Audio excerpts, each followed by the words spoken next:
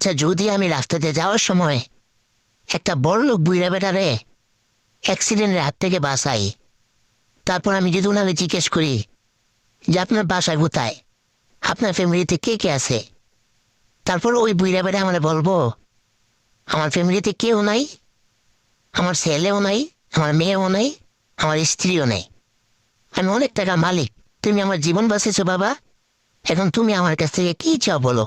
তারপর আমি ওনার বলবো আপনি খুশি আমার যা দিবেন। তারপর উনি আমারে ওনার যত ধন সম্পত্তি আছে, টাকা পয়সা আছে, সব কিছু আমার নামে বুঝে দিব।